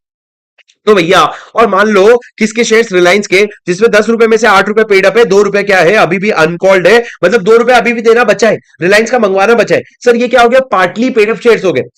सलमान रिलायंस के पास गया SH4 लेके और बोला रिलायंस सुन, मैंने अपने शेयर्स जैकलीन को बेच दिए, तो प्लीज अपने रजिस्टर ऑफ मेंबर में मेरा नाम हटा करके जैकलीन का नाम लिख ले। तो सलमान इतने आसानी से नहीं करेगा सर, सॉरी रिलायंस इतनी आसानी से नहीं करेगा। रिलायंस क्या करेगा? एक नोटिस भेजेगा किसको? जैकलीन को, और बोलेगा जैकलीन सुनो, सलमान आया है, वो बोल रहे हैं कि उसने आपको दिया है, सच है क्या? जैकलीन बोली कि हाँ, मैं गई थी फार्म हाउस, एक बार हमारी डीलिंग हुई थी वहां पे, तो वहां पे मैंने खरीदा है शेयर्स, तो मेरे को शेयर्स मिले हैं। क्या सोच रहे हैं भाई, क्या सोच रहे हैं भाई, क्या सोच रहे हैं? सुनो सर मैंने क्या कहा। सर जैकलीन बोले, जैकलीन के पास जाके रिलायंस पूछेगा कि रिलायंस जैकलीन, मैं ये शेयर्स आपके नाम पे ट्रांसफर करने वाला हूं, आपको कोई ऑब्जेक्शन है तो ऑब्जेक्शन रेज कर दो। क्यों? क्योंकि सर कल को आपको ये 2 रुपए पे करना पड़ेगा। रिलायंस को प्रॉब्लम यह है कि अगर ये झूठा ट्रांसफर निकला तो रिलायंस के 2 रुपए की बैंड बच जाएगी, तो इसलिए रिलायंस जाएगा जैकलीन के पास SH5 लेकर के। क्या पूछ रहे सर? देखो, where an application for registration is of partly paid up shares is made by a transferor, यानी कि सलमान खान जा रहे हैं, तो उस केस में सर एक नोटिस जाएगा कंपनी के through to the transferee, and transferee को नो ऑब्जेक्शन देना पड़ेगा 2 हफ्ते के अंदर, तभी जाके ये रजिस्ट्रेशन रिकॉर्ड होगा। 2 हफ्ते के अंदर आपको नो ऑब्जेक्शन देना पड़ेगा। सर ये क्या हो गया? SH5 में जाओगे। उसके बाद मेरी बात ध्यान से सुनना सर, शेयर सर्टिफिकेट कितने समय के अंदर डिलीवर होना चाहिए? फिजिकल शेयर सर्टिफिकेट्स की बात कर रहे हैं सर, 4 अलग अलग केसेस है। अगर आप मेमोरेंडम के सब्सक्राइबर हो, मतलब नए नए ताजा सब्सक्रिप्शन किए हो, तो बहुत ज्यादा नहीं, with in 2 months of incorporation. पर दोस्तों अगर आपका इनकॉर्पोरेशन के बाद अलॉटमेंट हो रहा है, फ्रेश अलॉटमेंट हो रहा है, तो आपको और 2 महीना मिलेगा अलॉटमेंट के अंदर। आपको अलॉटमेंट के बाद 2 महीने का टाइम मिलेगा, उसके अंदर आप फिजिकल शेयर सर्टिफिकेट डिलीवर करवा देना। पर दोस्तों अगर ट्रांसफर या ट्रांसमिशन का केस है, जैसे ऊपर आपने पढ़ा, तो सर ये दिन में एक आधा होते रहेंगे, तो लॉ ने बोला 2-2 महीने वेट नहीं कर सकते, तू 1 महीने के अंदर तू फिजिकल शेयर सर्टिफिकेट डिलीवर कर दे।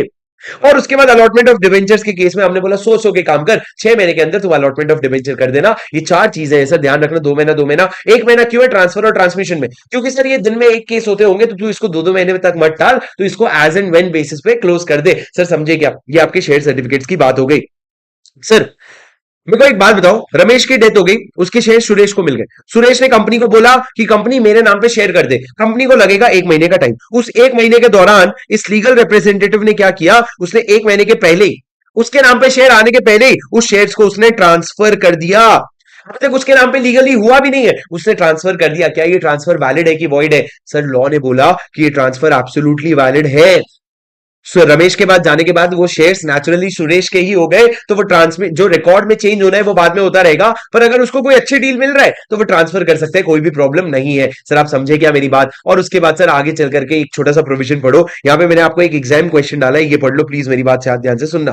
सर पहले तो मेरे को बताओ, ए एक शेयर होल्डर है रिलायंस का, उसके घर आया एक चोर, और सर चोर आगे क्या बोला, मुझे रिलायंस का शेयर दे दे। सर मेरी बात सुनो, अगर ए एक शेयर होल्डर है, उसके घर आया एक चोर, और उस चोर ने बोला मेरे को ना रिलायंस के वो रिलायंस के शेयर्स ले गया।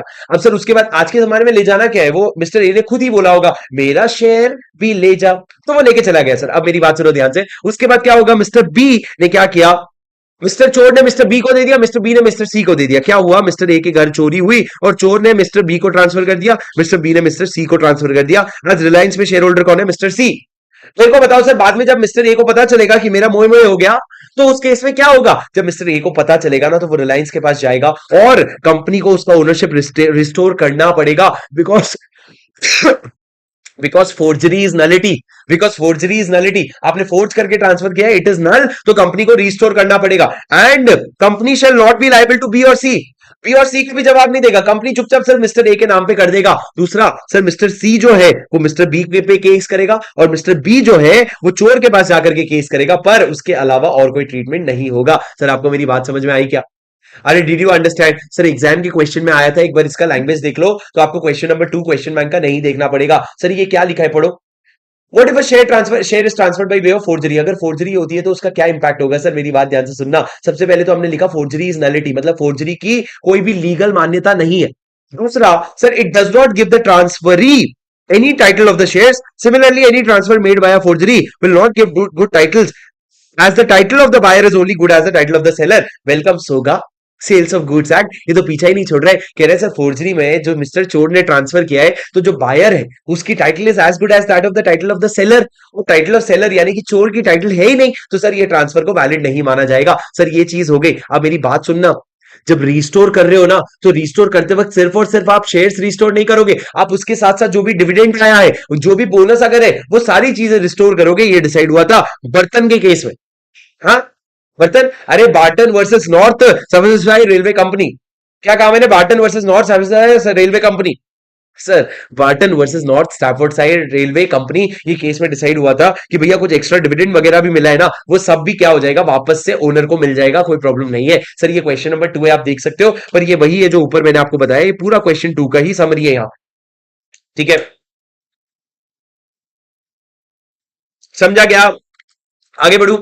सर पनिशमेंट फॉर पर्सोनेशन जो है ये आप पढ़ लेना, क्योंकि 57 पेनल्टी करवाऊंगा नहीं मैं। 58 पे आ जाओ, इंपॉर्टेंट है सर, थोड़ा छोटा सा ट्रिकी है सर, इसमें क्या पॉइंट है मेरी बात ध्यान से समझना। सर 58 क्या कहता है, 58 कहता है refusal of registration and appeal against refusal. Sir मान लो आपने ट्रांसफर किया या आपने ट्रांसमिशन किया, कंपनी के पास गए और कंपनी को बोला कंपनी रजिस्टर ऑफ मेंबर में इसका नाम हटा दे और इसका नाम डाल दे, और अगर कंपनी डालने से रिफ्यूज कर रही है तो क्या होगा सर? तो प्राइवेट कंपनी अगर है तो क्या होगा, और पब्लिक कंपनी है तो क्या होगा? अगर प्राइवेट कंपनी कर रही है रिफ्यूजल, तो उस केस में मेरा private company limited by shares refuses, तो आप 30 डेज के अंदर, within 30 days of the delivery, अगर आप क्या करोगे, you will send a notice of refusal to transfer और ट्रांसफरी और person giving notice stating the reasons for refusal. मतलब सर जब सलमान ने जैकलीन को दिया और जैकलीन गई रिलायंस के पास, और अगर उसने अगर रेफ्यूज कर दिया, तो सर जिस दिन नोटिस आया था ना, उसके 30 डेज के अंदर आप जैकलीन को जाके बोलोगे क्यों मना कर रहा हूं, और सर जो भी आपका रीजन होगा वो अपीलेबल होगा। जो ट्रांसफर ही है या जो इंटीमेशन ऑफ ट्रांसमिशन कर रहा है, वो इंसान ट्राइब्यूनल को अपील करेगा 30 डेज के अंदर, जैसे ही रेफ्यूजल आया। पर अगर रेफ्यूजल नहीं आया, तो आप जब भेजे थे ना, उसके 60 डेज के अंदर आप जाकर के अपील कर लेना। मतलब सर मान लो अगर हमारा डीड अगर सलमान ने जैकलीन को दिया 1 अप्रैल 2024 को, जैकलीन चले गई किसके पास, जैकलीन चले गई रिलायंस के पास, मान लो 15 अप्रैल 2024 को। इसके 30 डेज के अंदर नोटिस ऑफ रिफ्यूजल आ जाना चाहिए और उसके 30 डेज के अंदर वो जाके ट्राइब्यूनल के पास अपील कर सकती है। पर अगर नहीं आया तो जिस दिन नोटिस भेजी थी ना, उसके जिस दिन उसने इंटीमेशन भेजा था ना, उसके 60 डेज के अंदर वो जाके ट्राइब्यूनल को अपील कर सकती है। ये हो गया जब एक प्राइवेट कंपनी है। पर सर अगर पब्लिक कंपनी होगा ना, तो देखो पब्लिक कंपनी में तो फ्रीली ट्रांसफरेबल होना चाहिए, तुम रोक नहीं सकते, तुम इस तरीके से रोक नहीं सकते, it is a valid contract. पर सर अगर फिर भी आपको रिफ्यूजल आता है ना, तो 30 डेज के अंदर भैया रिफ्यूजल दे दे। अगर तूने 30 डेज के अंदर रिफ्यूजल दे दिया तो 60 दिन के अंदर अपील कर सकते हैं। पर अगर तूने रिफ्यूजल नहीं दिया 30 डेज के अंदर, तो जिस दिन नोटिस इंटीमेशन तेरे को डिलीवर हुआ था ना, उसके 90 दिन के अंदर जा करके ट्राइब्यूनल के पास अपील कर सकते हैं और ये बोल सकते हैं कि देखना मेरे रजिस्ट्रेशन नहीं कर रहा है। और जब ट्राइब्यूनल के पास जाओगे तो ट्राइब्यूनल क्या करेगा, सारे पार्टीज को हियर करके ऑर्डर देगा। दो में से कोई एक ऑर्डर देगा। सर पहला, direct the registration of transfer or transmission and company will have to comply within 10 days of such order. Company को बोलेगा ओए रजिस्टर कर, और कंपनी 10 दिन के अंदर कंप्लाई करेगी। और दूसरा, direct rectification of the register and also pay damages to party aggrieved. Sir ये दूसरा वाला कब होगा, अगर आपके रजिस्टर में कुछ रेक्टिफिकेशन करना है, कुछ गलती है, तो वो भी करने बोलेगा और आप डैमेजेस पे करोगे। और डैमेजेस पे करने के लिए भी बोल सकता है कंपनी को। सर ये कौन कर रहा है, ट्राइब्यूनल कर रहा है। जब उसके पास आए और तुम बोल रहे हो देखना यार मेरा रजिस्ट्रेशन नहीं कर रहा है, ये it is refusing to register, तो आपका ट्राइब्यूनल क्या ऑर्डर पास करेगा, पहले तो कर ले रजिस्टर, 10 दिन के अंदर तुमको करना पड़ेगा। दूसरा क्या बोलेगा, रेक्टिफिकेशन कर ले अपने रजिस्टर ऑफ रजिस्टर का, और अगर किसी का नुकसान हुआ है तो उसको डैमेजेस भी तेरे को भरना पड़ेगा। अगर तुमने ट्राइब्यूनल की भी बात नहीं मानी तो कॉन्ट्रावेंशन हो जाएगा, जेल के साथ साथ फाइन भी लग जाएगा। सर ये क्या हो गया, ये आप लोगों का सेक्शन नंबर 58 पूरा का पूरा। सेक्शन नंबर 58 पूरा का पूरा जो क्या कहता है, मेरी बात ध्यान से सुनना।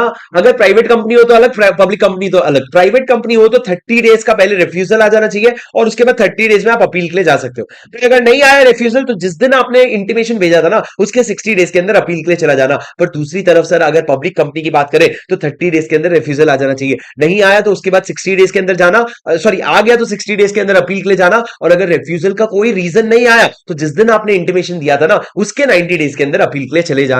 सर ये हो गया। और उसके बाद ट्राइब्यूनल ऑर्डर देगा और ट्राइब्यूनल के ऑर्डर को कंप्लाई करना पड़ेगा। सर सिमिलर प्रोविजन है सेक्शन नंबर 59। क्या कहता है, rectification of the register of member. Sir अगर आपके रजिस्टर ऑफ मेंबर में कोई गलती है, रजिस्टर ऑफ मेंबर जो आपने कौन से सेक्शन में बनाया था, कोई मेरे को बता सकता है, चैट में बताना जरा। हाँ जी sir, application for rectification of register of member, मेरी बात एकदम ध्यान से सुनना। क्या कहा सर मैंने, application for rectification of register of member में क्या आता है, इधर मेरी बात एकदम ध्यान से सुनना। सर अगर the name of any person is entered into register of member और ओमिटेड और अननेसेसरी डीले इन एंटरिंग और रिमूविंग नेम, क्या हो रहा है, अगर आपने किसी का गलत नाम डाल दिया या किसी का सही नाम छूट गया आपसे, या आप किसी का नाम जबरदस्ती का डिले कर रहे हो, तो उस केस में वो इंसान कोर्ट के पास जाएगा, कोर्ट को एप्लीकेशन देगा ट्राइब्यूनल को या फिर किसी कॉम्पिटेंट कोर्ट को। और जो ट्राइब्यूनल है ना, या तो वो आपकी अपील को डिसमिस कर देगा, बोलेगा हटना निकलना, क्या बकवास कर रहे थे, तेरे लिए खाली बैठे क्या, या फिर वो आपके ऑर्डर या फिर ऑर्डर पास करेगा, जहां पे ये दोनों सेम ऑर्डर है जो आप ऊपर पास करते हो। सर ये दोनों सेम ऑर्डर है जो यहाँ पे पास करेगा, और ये अगर ऑर्डर पास होगा तो आपको उसका कंप्लायंस करना पड़ेगा। सर ये 59 का है रेक्टिफिकेशन, अगर रजिस्टर मेंबर में कुछ गलती है तो उसका रेक्टिफिकेशन हो गया। सर ये बेसिक बात है, उसमें आगे कुछ भी नहीं लिखा है, ठीक है। अब सर आगे आ जाओ सेक्शन नंबर 61 पे, बेहद बेहद बेहद इंपॉर्टेंट सेक्शन है। एक बार बेटे एक बार क्वेश्चंस तो देखो, 59 में क्वेश्चन दिख रहा है कि आपको, 58 में एक लिया दे ले दे के क्वेश्चन है। अब सर वापस आपका सेक्शन 61, 62, 63, ये तीनों बहुत इंपॉर्टेंट सेक्शन है जो हम क्या करेंगे, हम लोग अभी 61 और 63 कर लेंगे और 62 से लेके हम अगले वाले सेशन में करेंगे। अभी हम 61 और 63 कर लेंगे जो बहुत बेसिक है, और देखेंगे अगर होगा तो 64 भी कर लेंगे। मेरी बात एकदम ध्यान से सुनना सर प्लीज। 61 क्या कहते हैं, power of a limited company. Sir power of a limited company to alter its share capital, very important provision. छोटी छोटी बारीकियां समझना इस सेक्शन का, 4 क्वेश्चन आया है, मजाक नहीं है, और पूरे टू द टॉप लेवल पे आपका कॉन्सेप्ट चेक होता है। सर मेरे को बताओ सर, मैं बात कर रहा हूं किसकी, company limited by share capital की। अगर वो क्या करना चाह रहे हैं, वो अगर अपने शेयर कैपिटल को ऑल्टर करना चाह रहे हैं, अगर वो अपने शेयर कैपिटल को क्या करना चाह रहे हैं, ऑल्टर करना चाह रहे हैं, it may if it is authorise by AOA alter its MOA in the general meeting. Sir आप एमओए को क्यों छेड़ रहे हो, एमओए को इसलिए छेड़ रहे हो क्योंकि आप अपने ऑथराइज शेयर कैपिटल की बात कर रहे हो, आप अपने ऑथराइज शेयर कैपिटल की बात कर रहे हो। तो ये जो सेक्शन 61 लग रहा है ये ऑथराइज शेयर कैपिटल के लिए लग रहा है। अगर आप अपने ऑथराइज शेयर कैपिटल को ऑल्टर करना चाहते हो, इंक्रीज या डिक्रीज नहीं लिखा है, लिखा है ऑल्टर, मतलब अपवर्ड या डिक्रीज कुछ भी कर सकते हो। अगर आप करना चाहते हो तो आपको सबसे पहले तो एओए में ऑथराइजेशन चाहिए। दूसरा, आप अपना एमओए ऑल्टर करोगे। मेरे को बताओ सर, एमओए ऑल्टर करने के लिए क्या लगता है? एमओए ऑल्टर करने के लिए एसआर लगता है। तो जनरल मीटिंग में आप एसआर पास करोगे। मतलब आप क्या करोगे, सबसे पहले आपके एओए में ऑथराइजेशन होना चाहिए, दूसरा आप एसआर पास करोगे, एसआर पास करके आप अपने एमओए को ऑल्टर करोगे, तब जाके आपका ऑल्टरेशन हो जाता है अंडर सेक्शन 61। ये ऑल्टरेशन किस चीज का हो रहा है? ऑथराइज शेयर कैपिटल का। दोस्तों उसके बाद मेरी बात एकदम ध्यान से सुनना। अगर आपके पास पुराना एडिशन होगा तो मैंने लिखवाया होगा कि वहां पे लिखा होगा गलती से कि ओआर लगेगा, पर यहां पे सेक्शन नंबर 61 में एसआर लगेगा, ओआर नहीं एसआर लगेगा। उसके बाद दोस्तों अगर आपके पास एडिशन 2 या पुराना होगा तो बाकी यहां पे नीचे एसआर क्लियरली लिखा हुआ है। अब मेरी बात एकदम ध्यान से सुनना राजा, क्या क्या मैंने सर ऑल्टरेशन, यहां से क्वेश्चन आता है कि ऑल्टरेशन का मतलब क्या। जब आप शेयर कैपिटल के ऑल्टरेशन, ऑथराइज शेयर कैपिटल को ऑल्टर करने की बात कर रहे हो, तो मैंने कहा सर 5 चीजें आप कर सकते हो। देखो मेरी तरफ पहले सुन लो, फिर याद करवा दूंगा। 5 चीजें क्या है? सबसे पहले आप इंक्रीज कर सकते हो authorise share capital to such amount as it may deem fit, तेरी जहां मर्जी इंक्रीज कर ले तू, जितना मर्जी। दूसरा सर, आप कंसोलिडेट एंड डिवाइड कर सकते हो into shares of larger amount. मतलब क्या सर, आपके 10-10 रुपए के शेयर थे, आपने कंसोलिडेट किया और उसको डिवाइड किया आप कितने के? 100 रुपए के शेयर पे, तो आपने कंसोलिडेट एंड डिवाइड किया इनटू लार्जर अमाउंट। लेकिन सर अगर आप कोई भी कंसोलिडेशन कर रहे हो ना, no consolidation should result in change in voting percentage of share holder. Shareholder का वोटिंग परसेंटेज नहीं चेंज होना चाहिए। अगर ये वोटिंग परसेंटेज चेंज हो रहा है तो उस केस में आपको ट्राइब्यूनल का अप्रूवल लगेगा। मतलब सर मान लो अगर मेरे अलग अलग शेयर होल्डर थे, मैंने उन सबके शेयर को कंसोलिडेट किया और उनको सब लार्जर अमाउंट पे डिवाइड कर दिया। कंसोलिडेट मतलब 10-10 के शेयर होल्डर को कंसोलिडेट किया, अब 100-100 के शेयर्स को कर रहा हूं, तो भैया इससे इनका ना वोटिंग राइट्स आपस में चेंज नहीं होना चाहिए। हो रहा है तो देखो ट्राइब्यूनल को एप्लीकेशन देके अप्रूवल लेना पड़ेगा। सर ये पॉइंट इंपॉर्टेंट है, एग्जाम में एक आधी बार आया है। उसके बाद तीसरा सर, आप अपने शेयर्स को स्टॉक में कन्वर्ट कर सकते हो और वापस उसको रिकन्वर्ट कर सकते हो शेयर्स में। यहां पे हायर अमाउंट होगा लोअर अमाउंट होगा कोई फर्क नहीं पड़ेगा, शेयर्स को स्टॉक में कन्वर्ट करो और वापस रिकन्वर्ट कर लो शेयर्स में। और चौथा सर, आप सीधा का सीधा ना डिवाइड कर सकते हो। सब डिवाइड मतलब तोड़ सकते हो into shares of smaller amount. आप स्मॉलर अमाउंट पे तोड़ सकते हो, मेमोरेंडम जो अमाउंट है उससे स्मॉलर अमाउंट पे तोड़ सकते हो। लेकिन याद रखना, जब आप स्मॉलर अमाउंट में सब डिवाइड करोगे, then the proportion between amount paid and the amount paid unpaid will remain the same। जो आपका अमाउंट पेड और अमाउंट अनपेड का प्रोपोर्शन था वो सेम रहेगा। मतलब क्या सर, अगर आपके 1000 शेयर थे 10 रुपए के, अब आप बोल रहे हो मैं 10,000 शेयर करूंगा, अगर मैं 1000 शेयर थे मान लो 100 रुपए के, अब आप बोल रहे हो 10,000 शेयर करूंगा 10 रुपए का, तो याद रखना अगर 100 शेयर में 100 रुपए में से 75 पेड था और 25 अनपेड था, तो ये 10 रुपए में भी 7.5 पेड होगा, 2.5 अनपेड होगा, सेम प्रोपोर्शन में चलेगा। वही बात तो लिखी है। अगर आप क्या कर रहे हो, subdivide. Sir point number B में क्या कर रहे हो, कंसोलिडेट इकट्ठा करके डिवाइड कर रहे हो, पर यहां पे लार्जर अमाउंट, मतलब 10 रुपए के शेयर को आप 100 रुपए पे लेके जा रहे हो। पर आप फोर्थ वाले पॉइंट में क्या कर रहे हो, कुछ कंसोलिडेशन नहीं, सीधे सब डिवाइड, मतलब आप 100 रुपए के शेयर को 10 रुपए पे लेके जा रहे हो। सर ये फोर्थ नंबर का पॉइंट हो गया। फिफ्थ पॉइंट क्या हो गया, मेरी बात एकदम ध्यान से सुनना। आप फिफ्थ पॉइंट सर जो है ना, ये आपके पेपर में आएगा। तुम सुन नहीं रहे हो, तुम समझ नहीं रहे हो, पर आपके फिफ्थ पॉइंट जो है आपके पेपर पे आएगा। क्या लिखा है, कैंसल द शेयर्स। क्या है, cancel the shares which have not been taken by any person and diminish amount of it share capital of the shares so cancelled. क्या लिखा है sir, cancel the shares which have not been taken, जो आपका किसी ने नहीं लिया है, जो आपका अनसब्सक्राइब्ड है अभी तक, and diminish the amount of it share capital by the amount of the shares so cancelled. आपके जो भी शेयर्स अभी तक किसी ने नहीं लिए, आप उसको कैंसिल कर दो और उतने से आप अपने ऑथराइज शेयर कैपिटल को रिड्यूस कर दो। सर मैंने क्या कहा इधर, मेरी बात ध्यान से सुनना। अगर मेरी कंपनी का ऑथराइज शेयर कैपिटल है 100 करोड़ रुपया, उसमें से मेरा paid up and subscribed and paid up share capital कितना है, सब्सक्राइब्ड शेयर, हाँ चलो सब्सक्राइब ही ले लो, पेड अप से क्या फर्क पड़ता है। अगर आपका subscribe paid up share subscribe share capital 80 crore है, तो जो 20 है ना, 20 करोड़ है which is not been taken, किसी ने अभी तक ये लिया नहीं है, तो इसको मैं कैंसिल कर सकता हूं और कैंसिल करते ही मैं अपने ऑथराइज शेयर कैपिटल की वैल्यू डिमिनिश कर सकता हूं। मैं ऑथराइज शेयर कैपिटल को डिमिनिश कर सकता हूं। पर सर जब आप इसको डिमिनिश कर रहे हो ना, इसको रिडक्शन इन शेयर कैपिटल नहीं माना जाएगा। रिडक्शन इन शेयर कैपिटल नहीं माना जाएगा, मतलब क्या, सेक्शन 66 नहीं लगेगा। क्यों सर, क्योंकि वो तो अभी तक शेयर्स किसी ने लिया ही नहीं था, तो उसको रिडक्शन इन शेयर कैपिटल नहीं माना जाएगा। सर ये लाइन पढ़ो ध्यान से, cancellation shell not be deemed reduction, ये लाइन आपको लिखना पड़ेगा जब कैंसिलेशन का पॉइंट आएगा। सर आप कैंसिल क्या करोगे, shares which have not been taken by any person and you will diminish the amount of it shares, आप उसको डिमिनिश कर दोगे और कैंसिलेशन को डी क्या नहीं माना जाएगा, रिडक्शन इन शेयर कैपिटल नहीं माना जाएगा। सर ये चीज आप एसआर से करते हो। आपने को क्या कहा सर मैंने, इधर देखो ध्यान से। सर अगर आप alteration of share authorise share capital करना चाहते हो तो सबसे पहले आपको क्या लगेगा, एओए में ऑथराइजेशन, फिर आप पास करोगे एसआर, फिर उसके बाद आप क्या करोगे, आप अपने एमओए को ऑल्टर करोगे और आपका रिडक्शन हो जाएगा, सॉरी ऑल्टरेशन हो जाएगा। सर ऑल्टरेशन मतलब क्या, इधर देखो सर, मैंने कहा मेरे साथ साथ करो। ऑल्टरेशन मतलब इंक्रीज, कंसोलिडेट, सर मेरी बात ध्यान से सुनना, increase, consolidate, divide, increase, consolidate, divide, convert, subdivide, cancel. Sir क्या कहा मैंने, मेरी बात ध्यान से सुनो, देखो एक एक कीवर्ड यहां पे देखो, इसको चेंज करेंगे थोड़ा सा। Increase, consolidate and divide, convert, subdivide, increase, consolidate and divide, convert, subdivide, cancel.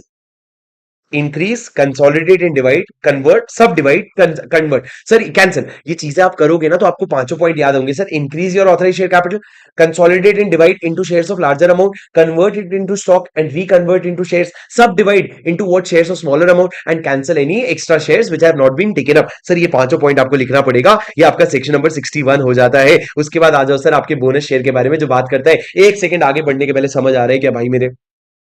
Comment में बताओ भाई तुमको समझ आ रहा है कि देखो दोस्तों मैं वापस से रिपीट करूंगा जो मैं हमेशा आपसे बोलता हूं दोस्तों, that your appreciation is my motivation. जैसे आपको भी मोटिवेशन की जरूरत होती है वैसे ही हमको और प्यारा वीडियो और कंटेंट लाते रहने के लिए आप लोगों के लिए मोटिवेशन की जरूरत होती है, जो सिर्फ आप लोगों का अप्रिसिएशन है। तो कमेंट पे जा करके जरा एक मिनट जा करके कमेंट पे जाकर के जरा एक मिनट निकाल करके please do make sure to let me know how are you liking these videos, ये वीडियोस आपको कैसे हेल्प कर रहे हैं। और अगर ये वीडियो समझ आया और आप चाहते हो मैं इसका पार्ट 2 जल्दी लाऊं तो वीडियो को लाइक जरूर कर देना। और मैं आपसे मिलूंगा अगले वीडियो में, नहीं अभी मैं आपको एक सेक्शन और करवाऊंगा फिर मैं उसके बाद जाऊंगा। पर दोस्तों सर, हे भगवान,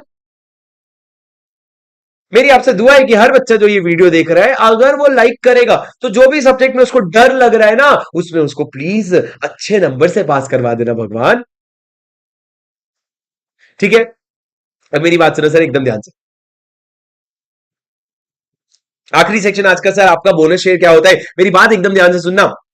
एक कंपनी अगर चाहे तो बोनस शेयर इशू कर सकती है जो फुल्ली पेड अप होगा। आप partly paid up bonus share कभी भी इशू नहीं कर सकते, पर बोनस शेयर इशू करने के लिए आपके पास वो, जब आप शेयर्स इशू करोगे तो क्रेडिट तो आप 2 शेयर कैपिटल कर दोगे, 2 इक्विटी शेयर कैपिटल। तो डेबिट में क्या आएगा सर? डेबिट में या तो आप अपने कोई फ्री रिजर्व को ले लो या आप अपने एसपीए को ले लो, क्योंकि SPA can be used to issue fully paid up bonus share. और तीसरा आप सीआरआर अकाउंट भी ले सकते हो, क्योंकि सीआरआर का तो एक ही यूज होता है बोनस शेयर। तो आप डेबिट में कुछ भी ले सकते हो, फ्री रिजर्व, एसपीए और सीआरआर। उसके बाद सर एक बात याद रखना, सर आप कोई भी शेयर्स इशू नहीं कर सकते by capitalising reserve created out of revaluation reserve. मैंने क्या किया, मेरे 10 करोड़ का असेट था उसको रीवैल्यू करके 50 करोड़ का कर दिया, 40 करोड़ का मेरा रीवैल्यूएशन रिजर्व बना, उसका मैं बोनस देने जा रहा हूं। अबे ओए, ये हवा में रिजर्व है, इसकी कोई वैल्यू नहीं है। सर जब आप बोनस शेयर समझते हो ना तो समझ लेना bonus is nothing but capitalisation of reserves. आप अपने रिजर्व्स को कैपिटलाइज करवा रहे हो। सर बोनस इश्यू करने के 6 कंडीशन है, 6 कंडीशन आपको याद रखने पड़ेंगे। सबसे पहला, it should be authorised bye AOA, very important. दूसरा सर आपको जनरल मीटिंग में अप्रूवल लगेगा और आपका बोर्ड रेकमेंड करेगा।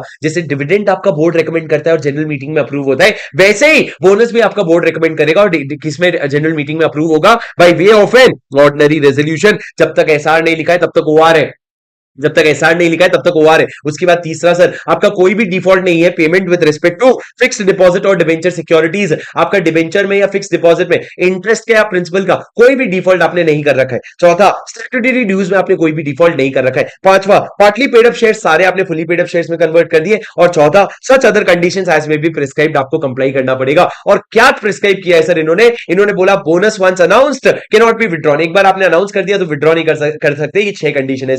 इधर देखो मेरी बात सुनो, क्या कहा सबसे पहले, एओए में ऑथराइजेशन होना चाहिए। जहां कुछ नहीं सूझेगा ना एओए लिख के आ जाना भाई, एओए में तो ऑथराइज होना चाहिए। दूसरा सर आपको बोर्ड रेकमेंड करेगा और जनरल मीटिंग में अप्रूव होगा बाय वे ऑफ ओआर। तीसरा सर आपका फिक्स डिपॉजिट या डिबेंचर सिक्योरिटीज में कोई भी डिफॉल्ट नहीं होना चाहिए। चौथा, स्टैट्यूटरी हकला ले पहले सर, स्टैट्यूटरी ड्यूज में कोई भी डिफॉल्ट नहीं होना चाहिए। पार्टली पेड अप शेयर्स को फुली पेड अप कर दिए and such other conditions as may be prescribed. आप मेरी बात समझे क्या? हाँ सर, बोनस को डिविडेंड अनाउंस किया था बट डिविडेंड देने की जगह बोनस शेयर दे दिया, चलता है क्या? नहीं sir, bonus can not be issued in lieu of dividend, मतलब डिविडेंड के बदले में बोनस शेयर इशू नहीं किया जा सकता, डिविडेंड के बदले में बोनस शेयर इशू नहीं किया जा सकता। अरे समझे क्या आप मेरी बात? हाँ सर, ये क्या हो गया, ये आप लोगों का सेक्शन नंबर 63 तक हो गया। कल मैं आप लोगों का 62 से शुरू करूंगा और आगे के जो शेयर से सेक्शन है वो करवा के मैं आपको 71 जो मेन डिवेंचर्स है वो करवा के चैप्टर को खत्म कर दूंगा। उम्मीद है आपको ये सेशन समझ में आया होगा। मैं मिलता हूं आपसे अगले वीडियो में। Please do make sure that you like this video and I will see you in the next session. Until then, take care. This is your CA buddy Shubham Singhal signing off. Bye bye. Video को like जरूर कर देना। Bye बच्चों।